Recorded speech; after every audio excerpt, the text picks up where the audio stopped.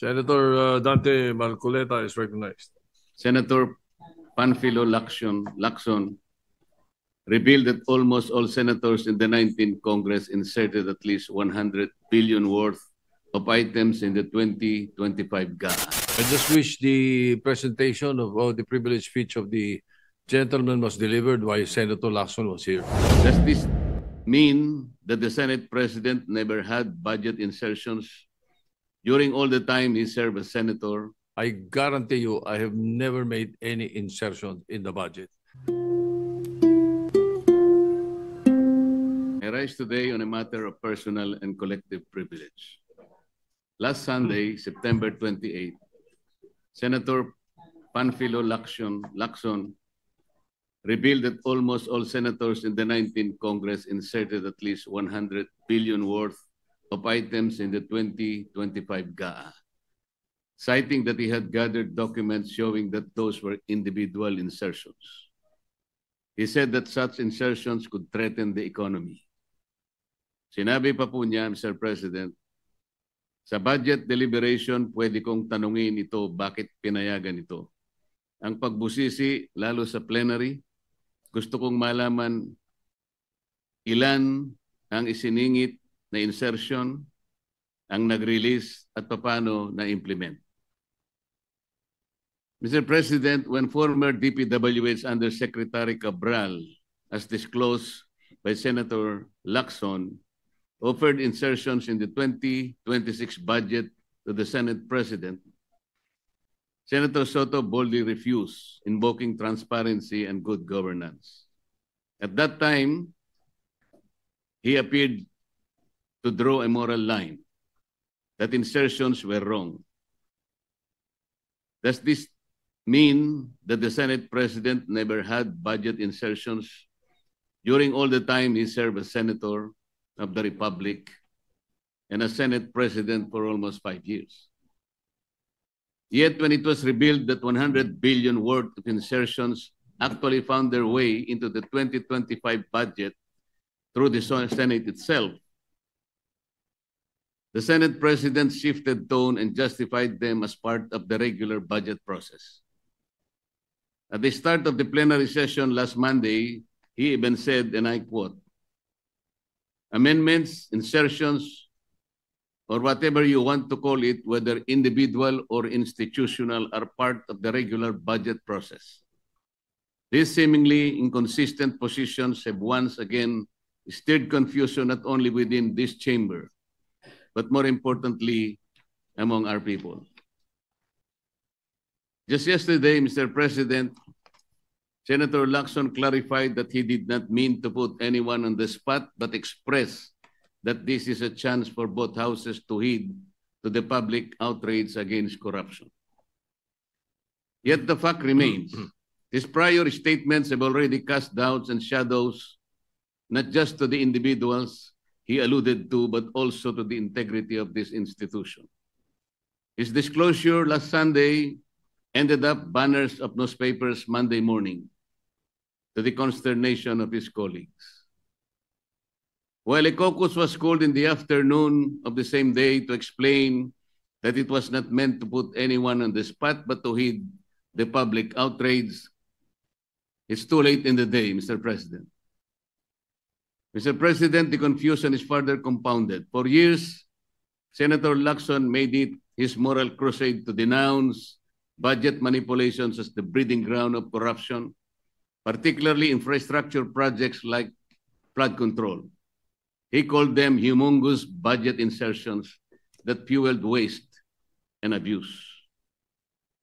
But then in the wake of public outrage, instead of pressing for accountability and demanding justice for past misuse, he appeared to have abruptly shifted tone. After pontificating on the evils of insertions, he suddenly got off from his hobby horse of morality and simply urged both chambers to heed the public outrage. What does this mean, Mr. President? That after all the thunder, we simply move on. This inconsistency, first condemning insertions as corrupt, then quietly moving on without demanding redress, only deepens public distrust. Are we truly committed to reform or merely staging rhetorical battles without the resolve to clean up the rat? This flip-flop erodes the consistency of our institutions' stand. Are insertions wrong or are they right? If they are wrong, why did we allow them? If they are right, why did we deny them before? Mr. President, we must confront this issue not with rhetoric, but with clarity of principle. The Senate is tasked under the Constitution with the power of the purse and the vital function of oversight. But let me ask, is oversight synonymous with budget insertions? Or are insertions merely convenient vehicles for pork and patronage?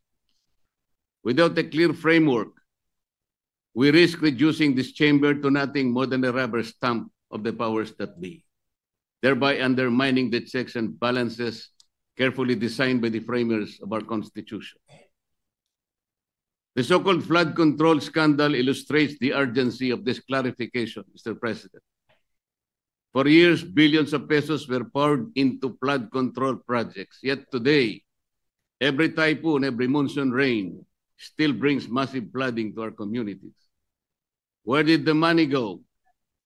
Were the projects properly planned and implemented, or were they merely vehicles for lump sum appropriations and political accommodations? If Senate oversight means anything, it must mean exposing these abuses. But if oversight is confused with insertions, then the Senate itself becomes complicit. Instead of protecting the people from waste and corruption, we risk becoming enablers of it. This is why the rules must be clarified so that oversight is exercised as a constitutional duty, not as a bargaining chip for the insertions hidden in the budget.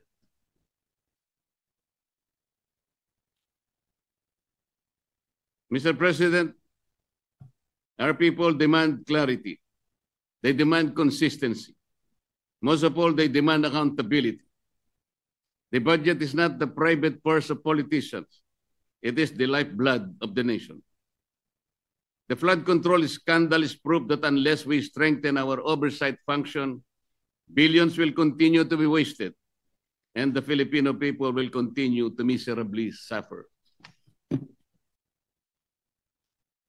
I therefore urge this chamber to undertake a comprehensive review of our rules and practices on budget amendments and insertions, to draw the line between legitimate oversight and illegitimate manipulation, and to reclaim the public trust in our stewardship of their hard-earned taxes. Let us not be remembered as the Senate that equivocated on principle. Let us be remembered as the Senate that stood firm for transparency, for integrity, and for the Constitution. Thank you, Mr. President. Thank you. Before I recognize the Majority Leader, I just wish the presentation of the privileged speech of the gentleman was delivered while Senator Lacson was here. But nevertheless, to answer his question of whether from my 1992 to the present have I not had any insertions, I guarantee you I have never made any insertions in the budget, because insertions are not tolerated, and I will never do that, because when I say insertions, that means it is inserted and it is not done in second reading. You know, but it is done in second reading, and that was my explanation of the 100 billion mentioned in the newspapers. When there are individual amendments and institutional amendments and done on second reading, that is not insertion. Insertions are the ones that were done with this previous budget, which was done in the BICAM. Yun ang insertion. Malinaw yun. May kaiba yung insertion sa amendment. Amendment is legally done during second reading and approved on third reading. Ngayon, nagsabay ka na, nagpapasok ka doon, insertion yun. And I have never done that. All right? Now, the call to for this Senate to be open. We have already agreed. I already told the Senate Chairman of Finance that all amendments of senators will be done on the floor. They will own what they amend, whatever it is, and we will not accept any amendment in the bicameral conference committee, for the record. And so with that, and also the manifestation of Senator Senator Marcoleta is hereby referred to the Committee on Rules.